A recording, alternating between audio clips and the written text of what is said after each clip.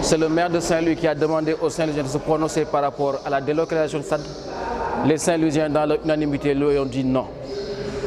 Non, pour les raisons qui ont été avancées ici, mais surtout non, parce qu'on ne peut plus travailler avec un maire qui n'a pas de projet urbain. Les gens ont besoin de savoir où est-ce que va ce maire. Les gens ont besoin de savoir quel est le projet urbain de ce maire-là. Les gens en ont marre de sauter du coq à l'âne. Les gens en ont marre de cette gouvernance polémique où aujourd'hui, c'est l'avenue Général de Gaulle qui doit porter le nom de Macky Sall. Demain, c'est Khayar Meng dont on écrase l'histoire. Après-demain, c'est le stade qu'il faut délocaliser. C'est quoi le projet de Mansour Faye? Qu'est-ce que Mansour Faye veut faire à Saint-Louis? Qu'est-ce que Mansour Faye est en train de construire à Saint-Louis? Après 8 ans de mandat, tout ce qu'on retient de ce maire-là, c'est des polémiques à n'en plus finir. C'est parti des mosquées qui ont été détruites à Gendar jusqu'à aujourd'hui le stade qu'on veut délocaliser. Aujourd'hui, les Saint-Louisiens ont envie de dire à ce monsieur qu'on ne gère pas une ville par l'événementiel. On ne gère pas une ville avec un activisme ou un affairisme débridé. On gère une ville avec un projet urbain qu'on construit avec les populations, qu'on construit avec eux et qu'on met en œuvre avec les populations. Je pense que ce qui se passe aujourd'hui, c'est un réflexe, c'est un mouvement important où les populations disent à l'élu, écoute, stop, on ne te comprend plus et comme on ne te comprend plus, on ne te suivra plus. Et je pense que c'est très important enfin que les gens comprennent qu'avec ce qui s'est passé à Dakar lors des événements du mois de mars, que la gouvernance publique va changer. On est à l'aide de la réduction, on est à l'aide de l'exigence citoyenne, on est à l'aide de l'efficacité publique, on est à l'aide des services publics performants et c'est ça que les populations attendent.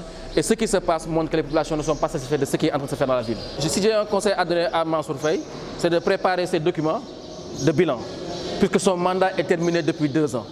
Et je dirais même mieux, c'est de préparer la passation de service, puisque nous avons une aspiration commune à une nouvelle équipe.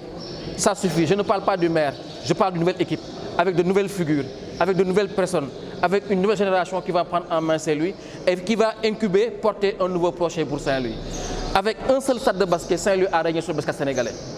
Avec un seul stade, la ligne règne sur les prix de catégorie. Que serait-il aujourd'hui si on avait 10 terrains synthétiques, si on avait des stades de basket à Pékin, à Gendar et ailleurs? Nous voulons un nouveau projet urbain. Nous en avons marre des élus qui ne sont à Saint-Louis que pour préserver leur carrière politique. Nous voulons des hommes qui portent Saint-Louis et qui ont envie de donner à Saint-Louis une profondeur temporelle, un avenir, un devenir, un projet urbain qui va permettre à Saint-Louis, à moyen et long terme, d'être l'une des plus belles villes du Sénégal. C'est possible, nous pouvons le réaliser, mais à partir du moment où on a un projet qu'on a construit ensemble, et c'est ce qui manque. Je pense que nous sommes dans une phase préparatoire des élections locales. C'est important que les débats se posent, c'est important que les gens parlent, c'est important que les idées sortent, parce que le moment est venu pour un foisonnement citoyen, pour que cette ville-là se remette à l'endroit, parce qu'on a perdu 7 ans avec le maire actuel. Maire Saint-Louis moo laaj waa Ndar lan ngeen xalaat ci SAD bi ndax ñu toxal ko wala ñu bàyyi ko fu mu nekk waaye tey de waxtaan bi ma fi dégg man weesu na loolu ndax li ma fi dégg du rek waxu SAD bi nit ñi dañoo bëgg xam Mansour Faye fan la jëm dañoo bëgg xam Mansour Faye yan jéego lay teg dañoo bëgg xam Mansour Faye lan mooy projet pour Ndar dañoo bëgg xam Mansour Faye fan la jëmale Ndar loolu moo am solo ba ñu xam ni que tey jéego bu Mansour Faye teg fii la ñu jëmee waaye tey bu teyee ñu ne coowu Khayar Meng bu subaa ñu ne ña ngay daaneel ay jàkka Gendar bu gannaaw suba ñu ne avenue Général de Gaulle dañu koy tuddee Macky Sall chaque fois dañuy jógee ci polémique daanu si beneen polémique te réew wala gox polémique defalu ko coow defalu ko donc on a envie que Saint-Louis am un projet urbain bu bees on a envie que Saint-Louis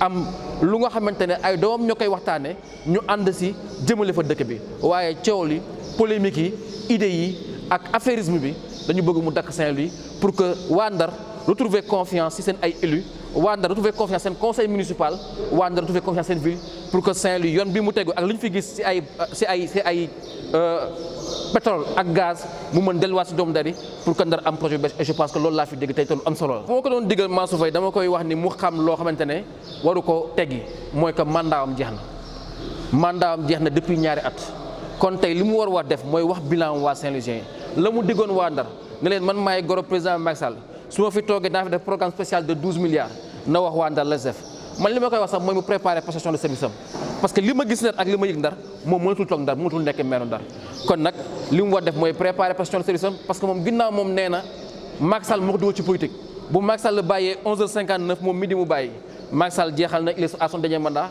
bu mu xaar ba 2024 wala di ñu jëm a indi ay problème na dem léegi bàyyi yeneen doomu dañoo téye dëkk bi defar dëkk bi parce qu'on peut faire mieux sans lui